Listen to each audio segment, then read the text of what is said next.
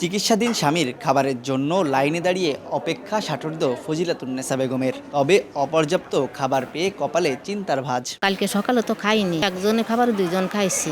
খাবার হয় না, পোষায় না, কি করবো, আনে যা দিচ্ছে তা আনে যান বাসায় খাইয়ে যাচ্ছি।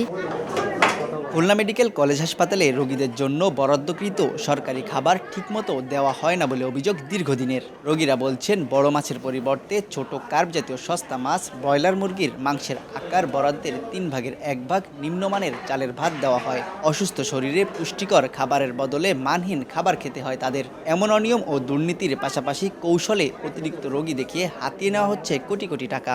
একজনের হয় না, একজনের কি করে হয়? মুরগির মাংসের সঙ্গে ঝোল পাইতো, এখন সে ঝোলটা পায় না, এখন শুধু ডাইলের সঙ্গে খালি 1 পিস মাংস পায়। ওই রান্না আমরা খেতে পারি না, বাইরেতে আমরা আবার কিনে খাই। ডাল বেচার পানি বেচে ডালি যে স্বাদ নেই, মনিটরিং নেই, তারপরে পরিষ্কার পরিচ্ছন্নতার অভাব আছে। কোনোদিন খাবারটা 4টার সময় দেয়, কোনোদিন 3:30টার সময় দেয়। অনুসন্ধানে দেখা যায়, প্রতিদিন সকালে ভর্তি রোগীদের বিপরীতে খাদ্য তালিকা দেওয়া হয়। ওয়ার্ডে যেসব নতুন রোগী ভর্তি হন, ডায়েট চার্টে পরদিন নাম ওঠে তাদের। তাই ভর্তির দিন রোগী খাবার পান না। আবার ছাড়পত্র পাওয়া রোগী দুপুর ও রাতের খাবার পান না। শুভঙ্করের ফাঁকি এখানেই। দুপুরের আগে চলে যাওয়া রোগীদের খাবারের পুরো অর্থই চলে যায় সিন্ডিকেটের পকেটে।